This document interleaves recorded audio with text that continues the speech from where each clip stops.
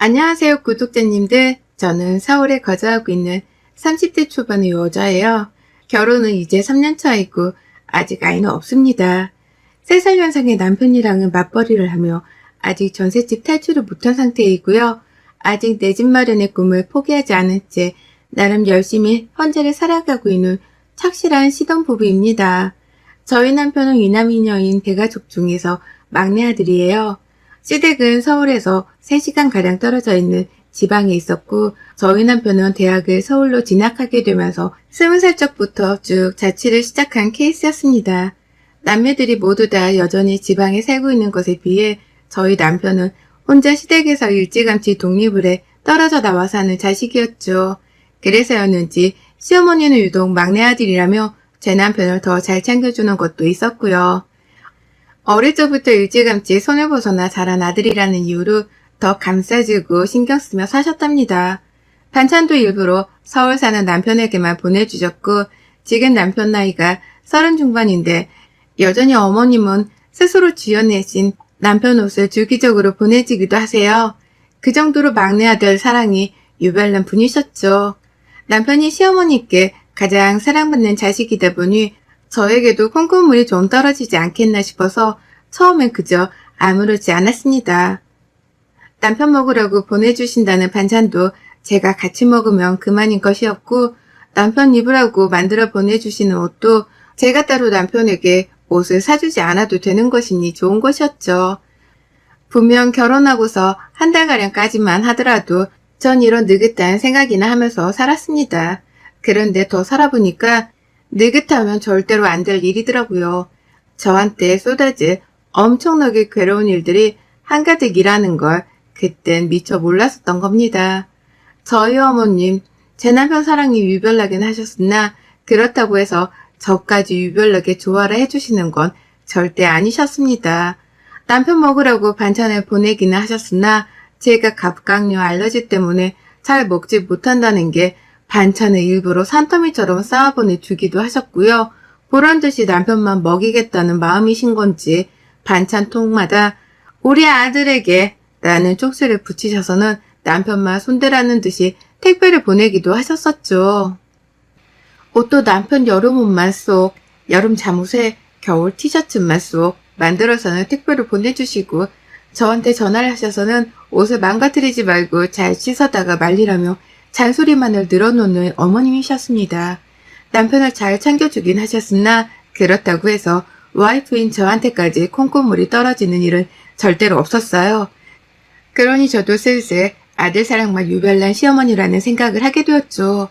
집안은 늘 반갑지 않은 시어머니의 반찬들로 쌓여가기 시작했고, 다 제때 먹지 못해서 버리는 음식이 투성이었음에도 불구하고 어머님은 꾸준히 갑각류 반찬들을 산더미처럼 쌓아 보내셨습니다. 그래도 천만다행이었죠. 내 집을 자기 집처럼 드나들지 않는 게 어딘가 싶었거든요. 그것만큼은 끔찍해서 절대로 못 봐준다 싶었는데요. 세상에, 어머님이 저희 집에 오지 않는 대신 저희를 어머님 집으로 부르시더라고요. 3시간이 걸리는 시댁까지 한 달에 한 번, 많게는 2번이나 말입니다. 분명 말씀드렸듯이 저희 남편은 막내 아들이고 집안에 장남인 아주버님이 계셨는데요. 아주버님이 결혼을 하고 형님이랑 시댁 제사일이나 경조사에 손을 딱 놓는 바람에 시어머니와 형님 간의 갈등이 이만저만이 아니었어요. 제가 시집을 왔을 때에는 이미 그 갈등이 최고조에 달하는 중이었고요. 그렇다 보니 어머님은 장남 맏며느리 노릇을 해주지 않은 아주버님과 형님을 대신해서 저희 부부에게 기대를 걸기 시작하셨죠. 비록 막내 아들이지만 집안의 제사도 챙기고 며느리 노릇도 팍팍 해가면서 집안의 보탬이 되라고 말입니다. 막내 아들한테 잘 보이기 위해서 음식이나 옷을 가지가지 택배로 보내오셨던 건지 어머님은 슬슬 시댁으로 오라는 말을 부쩍 자주 하기 시작하셨고요. 남편은 어떻게 구워 삶으신 건지는 모르겠으나 매번 제사 때가 되면 남편이 먼저 자진해서 시댁을 가자고 저를 일으켜 세웠습니다. 한 달에 한 번씩 저희 부부는 회사에 출근하지 않는 소중한 주말에 시댁을 찾아가야 했고요. 3시간이 걸리건 형식적인 거고 가끔씩 차가 밀려 4시간이 걸릴 때에도 군말하지 않고서 시댁을 찾았어요. 그렇게 가서 저는 시어머니가 제사 음식을 준비하라고 시키는 것들을 말끔히 해치워야 했고요. 제사를 다 지내고 밥 먹는 것까지 시부모님이랑 같이 하고 나서야 서울로 돌아올 수 있었습니다. 왕복 이동 시간만 6시간 혹은 7시간이 걸리는 그 일정을 한 달에 꼭 한 번씩은 해야 했어요. 시어머니 생신이거나 시아버지 생신이 있으면 또 축하를 해드려야 한다면서 시어머니가 불러내셨고, 그러면 저희는 저번 주에 제사를 지낸다고 갔던 시댁을 또다시 주말이 되자마자 찾아가야 했답니다. 한 달이 고작 몇 번을 찾아가는 걸로 뭐 그리 스트레스냐고 하실 수도 있겠지만, 한 달에 몇 번씩이나 3시간 거리의 시댁에 찾아가 시어머니를 대신해서 제사 일을 지내는 건 분명 고역인 일이었습니다. 내 친정 부모님도 결혼하고 그리 자주 뵙지를 못했는데 제사라는 노동을 하려고 시댁에 한 달마다 찾아가는 건 어처구니가 없는 일이었죠. 남들은 어쩌다 한 번씩 보고 산다고 하는데 저는 잊을만 하면 또다시 한 달이 지나서는 시댁을 가야 할 일이 찾아오니 미쳐버릴 지경이었네요. 그걸 아는지 모르는지 남편은 늘 엄마가 허리가 안 좋으시대. 오늘은 감기에 걸리셨나봐. 드라이브 할 겸 갔다 오자. 라는 말로 저를 꼬드겼고요. 그렇게 저희 부부는 시어머니의 주도하에 남편의 합세로 시댁을 자꾸만 방문해야 했답니다. 그렇게 시댁에 가고 나면 본격적인 지옥 훈련이 시작되었죠. 한두 번은 제사 음식을 같이 만드시더니만 언젠가부터 시어머니가 제사 요리를 하는 것에 손을 딱 놓아버리셨어요. 이제는 며느리가 혼자 해도 된다고 하시면서 저에게 모든 일을 떠맡겨버린 이유 때문이었죠. 처음엔 허리가 아프다거나 감기가 걸렸다는 핑계를 대면서 슬그머니 안방으로 들어가더니만 이제는 그냥 말없이 저를 부엌에 떠밀어 놓고서는 혼자 깎아먹을 과일들을 챙겨서는 곧장 거실로 가버리곤 하셨답니다. 가서 남편 입에 들어갈 과일을 깎아주며 그저 좋아라 웃고 떠들어대기만 하셨죠. 그러다가 제 표정이 조금이라도 금방 폭발할 듯 화가 나 있으면 그제서야 양심이 있으셨는지 아프다는 소리를 하며 또 안방으로 슬그머니 들어가 사라지셨고요. 무슨 짓을 해도 저를 돕겠다고 다시 부엌 안으로 들어오는 일은 없었습니다. 그 바람에 저는 3시간이 걸리는 짧지 않는 드라이브를 해서 시댁까지 간 걸로도 모자라 바로 제사 음식을 차려내겠다며 부엌 안에서 내내 서 있어야 했죠. 평생을 저희 집안 제사도 제대로 거들어 본 적이 없는 저였는데 시집을 오자마자 팔자에도 없는 제사 음식을 만들어내기를 하며 고역이 이만저만이 아니었습니다. 하지만 소용이 없었네요. 남편의 눈에는 시어머니가 가장 힘없고 불쌍한 약자였기 때문에 저 따위는 보이지도 않는 듯 했거든요. 그저 자기 엄마가 힘드니까 우리가 도와줘야 한다는 말을 반복하며 절 시댁으로 데려오는 남편도 제 눈엔 시어머니만큼 미운 놈이었답니다. 그러니 전 어머님의 입맛대로 어머님이 드시지 못하는 매운 음식이나 반찬들을 골라내서 제사 음식을 만들어냈고요. 어쩔 땐 어머님이 먹고 싶다는 음식을 만들어 제사 음식에 또 올리는 등 하여간 어머님의 입에서 만들라고 나오는 음식만을 만들어내느라 손이 늘 분주했어요. 이럴 거면 차라리 시어머니가 조상님들 옆에 앉아서 같이 제사 음식을 드시는 게 낫겠다 싶을 정도로 언젠가부터 제사상은 시어머니의 입맛대로 굴러가기 시작했습니다. 참으로 화가 배로 커지는 심정이었죠. 누구 하나가 나를 건드렸다가는 언제 어떻게 터져버릴지 모른다는 생각이 늘 머릿속에 차있기도 했고요. 그렇게 고생은 고생대로만 하다가 제사를 다 끝마치고 집으로 돌아가는 길, 그 3시간은 또 나름의 다른 고통이었답니다. 내 일을 도와주려 하지도 않는 남편을 향한 원망, 그리고 시어머니께 또 당하고 돌아가는 길이라는 비참함에 제 스스로가 견딜 수 없었거든요. 이러려고 시집으로 왔나 싶고 내 소중한 주말이 왜 이딴 식으로 망쳐져야 하는 거냐며 남편이랑 한시름 싸움을 하고 나서야 주말이 진짜로 끝이 났습니다. 차오르는 억울함을 푸는 거라고는 집에 와서 제가 먹고 싶었던 불닭볶음면에다가 캡사이신을 왕창 뿌려 먹으면서 스트레스를 달래는 것이었고요. 언제까지 제가 이놈의 제사 시다바리를 해야 하나 그 생각 하나로 매달 달력이 지나갈 때마다 속을 끓이던 저였는데 시어머니가 자진해서 제 분노를 끌어올려 버리셨답니다.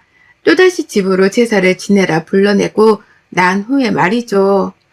몸이 많이 안 좋아서 집에 있으려고 했지만 이번에도 남편이 시어머니 얘기를 들먹이면서 시댁에 가자고 저를 조르더라고요.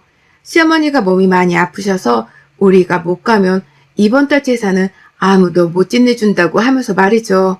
근처에 살고 있는 딸 자식도 둘이나 있는데 왜 3시간이나 걸리는 서울에 살고 있는 제가 가야지만 집안의 제사가 돌아가는가 싶어서 참 이해하기가 힘들었습니다. 뭐 이런 어처구니 없는 집구석이 다 있나 싶은 마음에 끝까지 버텨보려다가 결국 남편이 이러다가 제대로 토라질 것 같아서 또 못 이긴 척 시댁으로 향했어요. 3시간을 또 차를 달려서 말이죠. 그렇게 시댁에 도착을 했더니만 어머님은 도착하자마자 썩은 표정을 들이미시며 제대로 인사도 안 받아주더라고요. 피곤해 죽겠다는 말을 자꾸만 하시면서 벌써부터 제사 음식을 차리지 않겠다고 연기를 펼치시는 겁니다. 그러면서 네가 다 알아서 해라. 제사 음식 한두 번 차리는 것도 아닌데 어른이 알아서 할까? 라는 말과 함께 안방으로 슝 하고 들어가 버리셨어요. 졸지에 저는 시댁에 와서 또 시어머니도 없이 혼자 맏며느리 마냥 이 집구석에 제사 음식을 차려내야 했죠. 혼자 부엌에 남겨졌는데 기분이 너무 역 같았습니다. 남편은 어쩔 줄 몰라하면서 시어머니가 괜찮은지 상태를 보다가 저한테도 도와주겠다며 어설프게 손을 걷어붙이고는 부엌으로 들어오는데 할 줄 아는 것이 없는 놈이다 보니 그냥 멀뚱거리며 자리만 차지하고 있더라고요. 그래서 홧김에 남편한테도 나가라고 윽박을 질렀습니다. 그리고는 정말로 저 혼자 다 했어요. 시어머니가 알아서 하라고 하셨던 만큼 진짜로 시어머니 말씀을 철석같이 알아듣고는 저 하고 싶은 대로 제사 음식을 만들어냈습니다. 시어머님은 자기가 알려주고 보여준 대로 제가 평소처럼 제사 음식을 해낼 거라고 생각을 하신 건지 안방 안에서 남편한테 소리치며 말씀하더라고요. 나가 있어라, 나가 있으라고 하면 그냥 나가 있어. 오래 운전하다 와서 피곤할 텐데 그냥 거실 가서 TV 보며 누워 쉬어라. 라고 말이죠. 제가 남편한테 윽박을 지른 게 내심 속으로 열불이 나신 건지 큰 소리를 뻥뻥 내면서 남편한테 좀 쉬라고 친히 말을 거두셨어요. 저도 똑같이 3시간을 차 안에서 달려 도착을 했는데 저한테는 쉬란 소리를 한마디도 안 하면서 말입니다. 속으로 시어머니를 향한 욕이 육성으로 터져 나오려 할 때마다 저는 뭐에 홀린 듯이 제사 음식을 만들어냈어요. 눈에서 불이 날 정도로 거침없이 칼질을 했고 그러다 고추를 발견했죠. 어머님이 매운 음식을 못 드셔서 시댁에는 원래 고추가 하나도 없는데요.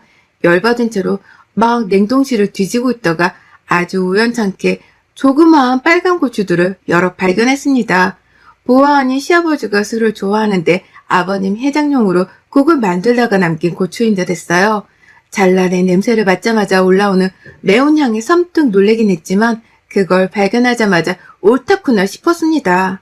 그리고는 저 몇 개 없는 고추를 어떻게든 다 써보겠다며 전에도 넣고 국에다 넣어가며 온 제사 음식에 고추를 나눠 넣었어요. 잘게 잘라서 익으면 매운맛이 사라질까 싶어서 음식 조리를 다 하고 난 후에야 데코용으로 음식 가지가지 사이에 쑤셔 넣어버렸습니다. 제 눈에는 딱 봐도 고추들이 곳곳에 서려 있어서 매운 냄새나 향이 저도 모르게 올라오는 중이었는데요. 남편이나 시아버지 그리고 시어머니의 눈에는 그게 하나도 보이질 않는 건지 아무도 눈치를 채지를 못하더라고요. 그렇게 저는 어머님 말씀대로 제 마음대로 제사상을 차려냈고요. 제가 혼자서 생고생을 해가며 만든 음식으로 저희 시댁은 그날의 제사를 모두 다 치러냈습니다. 평소처럼 시어머니는 제가 음식을 다 차려냈다는 말을 듣고 나서야 안방을 슬그머니 나오셨고요. 그렇게 나와도 제사 음식 옮기는 걸 한 번도 도와주려 하지 않은 채 편안히 제가 해내는 일을 지켜보기만 하다가 시아버지와 함께 제사를 치르셨죠. 그래봤자 아버님이 주도하는 제사를 옆에서 지켜보는 게 전부이긴 했지만 말이죠. 그리곤 대망의 식사 시간이 찾아왔습니다. 아무것도 하지 않은 주제에 시어머니는 뭐가 그리 힘드셨는지 죽는 소리를 해가면서 상 앞에 앉더라고요. 그리고 전 특별히 고추가 많이 들어간 전과 국을 시어머니 앞에 내려놓고는 드시라고 드렸어요. 시어머니는 아무것도 모르고 자리에 앉자마자 괜히 음식을 한번 훑어보더라고요. 전 모양이 좀 삐뚤어졌다느니 구간에 든 두부 크기가 제 각각이라서 보기 별로라느니 하면서 한마디씩 거들며 음식에 핀잔을 놓았습니다. 그리고는 한 숟갈씩 음식을 입에 가져다 대기 시작하셨죠. 전 어머님이 뭔 말을 하더라도 상관없었어요. 엿먹으라고 내가 직접 음식 안에 넣어둔 매운 고추들이 한가득인 걸 안다는 사실만으로도 제 속에서는 승리의 환호성만이 터져 나왔으니까요. 그리고 아니나 다를까 시어머니는 제가 제 마음대로 차렸던 제사 음식들을 먹다 말고 맵다고 난리를 치기 시작하셨습니다. 숨을 헐떡이면서 아니 근데 이게 원래 이렇게 매운 음식인가? 라는 말로 갸우뚱하며 음식을 드시더니만요. 이깁고 매운 걸 제대로 씹어버린 건지 아니 여기다가 고추를 넣은 거야? 그게 어디서 났길래? 라며 저를 향해 바로 시뻘개진 얼굴로 노려보기 시작하셨어요. 차마 화를 내고는 싶으나 속에서 차오르는 매운맛들이 감당이 되질 않았던 건지 어머님은 매운 걸 어떻게든 가라앉히겠다며 바로 숟가락을 집어 국물을 뜨셨는데요. 국물 속에도 들어있는 화한 매움이 차올라 어머님의 입안을 감당이 안 되도록 만들었죠. 시뻘개진 얼굴로 땀까지 삐죽거리며 흘리기 시작한 시어머니는 내가 이 나이 먹고 매운 음식 감당되는 줄 아니? 아휴 누가 물 좀 갖다 줘. 나 주고 물 좀 줘. 라면서 흥분한 채로 소리를 지르기 시작하셨고요. 남편이 허겁지겁 가져다주는 물을 마시면서는 급기야 맵다고 눈물까지 흘리더라고요. 땀은 비 오듯이 쏟아지고 있었고요. 그러다 어머님이 겨우 한마디를 내뱉으셨습니다. 제사상에 누가 고추 올리래? 라고 말이죠. 더 말을 못하셨지만 눈으로는 저를 조깃듯이 노려다 보시는데 저도 홧김에 할 말은 해야겠더라고요. 그래서 대답을 했습니다. 아주 명쾌 상쾌 통쾌하게 말이죠. 제 마음대로 차리라면서요. 그래서 제 마음대로 좋아하는 고추 팍팍 넣고 차렸는데 뭐 문제 있어요? 라고 말입니다. 시어머니는 말을 잊지 못하셨어요. 어떻게 마음대로 하랬다고 고추를 이렇게 넣어서 맵게 만드냐며 목턱까지 하고 싶은 말이 많은 듯 보였지만 끝내 말을 잊지는 못하신 채 기가 막힌다며 한숨만 죽어라 하시더라고요. 물은 벌컥벌컥 마시다가 화장실에 가고 싶었던지 급하게 화장실 안으로 주량량을 치셨고요. 그리고 나서 주변을 살펴봤더니만 시아버지며 남편이며 고래 싸움에 새우등이 터져서는 다 같이 땀을 뻘뻘 흘리며 음식을 잡수고 있었습니다. 음식이 매운데 요리를 한 제 앞에서 뭐라 말은 못하고 있다가 시어머니가 맵다고 먼저 터지고 나서야 하나둘 물을 나눠 마시면서 그제서야 지들 몸에서 나오는 땀을 닦아내더라고요. 그 와중에도 남편은 어찌나 찌질하게 시어머니 눈치에 제 눈치까지 보면서 땀을 닦아내던지 확 그냥 마음 같아서는 집에 있는 고추랑 고추는 싹 다 싸그리 주워 담아서 던져버리고 싶었답니다. 저는 혼자서 아랑곳하지 않고 밥을 먹었어요. 저는 매운 음식을 좋아해서 그런지 아무것도 저를 힘들게 하는 것도 없었습니다. 오히려 화한 것이 올라오는 게 평소보다 더 맛있다며 더 즐겁게 제사 음식을 먹었네요. 이런 제 앞에서 시어머니는 궁시렁대며 결국 밥상에서 먼저 일어나셨고요. 나중에 들어보니 화장실 안에서 코까지 푸는 건지 코푸는 소리를 내면서 깊은 한숨을 쉬고 계시더라고요. 급기야 새밥을 가지고는 도로 밥상 앞으로 오셨다가 제가 숨겨놓은 고추가 들어있는 전을 한번 잘못 드시고서는 조상님이 놀래서 살아 돌아오시겠다 라고 하면서 놀라서는 부엌으로 달려가셨답니다. 먹던 걸 바로 뱉겠다면서 말이죠. 그렇게 시어머니는 결국 제가 차린 제사상을 먹겠다고 밥상으로 다시 되돌아오지를 못하셨어요. 먹던 걸 뱉겠다고 부엌으로 가버리시자마자 입을 싹 헹구고는 말도 없이 안방으로 기어 들어가 버리셨죠. 보통 같으면 아픈 척을 하면서 일을 안 하겠다고 들어갔을 안방이었는데요. 이번에는 제가 만든 음식으로 엿을 단단히 드시고 난 후 완전 패배를 인정하고는 입까지 다무신 채로 도망을 치신 것이었습니다. 그런 시어머니 태도에 저도 이번 싸움의 승리를 확신했고요. 먹는 걸로 이러는 게 많이 치사하다는 걸 너무나 잘 알고는 있었으나 먼저 치사한 방법으로 며느리를 구워 삶으로 하셨던 시어머니를 향한 분노가 더 컸기에 이번 일은 쌤쌤이 치기로 했답니다. 절대로 고추를 많이 넣어 죄송하다고 사과를 드릴 생각도 없었고요. 저는 혼자 말끔히 밥을 해치워 먹고서는 시어머니가 드시지 못할 것 같으니 내가 챙겨가겠다며 남은 음식들까지 싹 다 들고서는 시댁을 나왔어요. 시댁에는 거실 한복판에 덜 치워진 제사 음식들과 상차림으로 여전히 널브러져 있었는데요. 저는 그걸 치울 생각도 하지 않고 남은 음식들을 마저 다 싸다가 바로 집을 나와버렸습니다. 매운 거 먹고 빡친 시어머니 성질을 더 건드리지 말라는 말로 남편까지 회유를 해서는 그냥 불이 났게 시댁을 나와선 집을 돌아왔어요. 남은 주말을 어떻게든 1분 1초라도 더 잘 보내기 위해서 말이죠. 집에 돌아오고 나서야 시어머니께는 문자 한 통을 보냈습니다. 음식으로 또 장난치는 꼴 보기 싫으면 앞으로는 음식을 나눠서 하든지 같이 하든지 일을 공평하게 나눠서 분담하자고 말이죠. 직장 생활하면서 주말에 3시간 걸리는 시댁까지 왔다 갔다 하는 게 쉬운 일인 줄 아냐면서 장문의 문자 한 통을 보냈어요. 뭔 말씀을 하시더라도 이해하기 힘드니 답장은 사절이라는 마지막 문구까지 빨간색 느낌표를 3개나 붙여 보냈고요. 그리고 난 후 시어머니는 제 문자를 읽고서 곧장 씹으셨답니다. 며느리가 답장까지 사절이라고 하는데 굳이 답을 보낼 이유가 없으셨던 거죠. 그렇게 호되게 고추 섞인 음식으로 당하기까지 했는데 이제 와서 문자로 입씨름을 하기 괴롭고 하셨을 거고요. 이렇게 전 드디어 결혼생활 3년 만에 달마다 3시간이 걸리는 시댁에 가는 그 괴롭던 일정을 청산하게 되었답니다.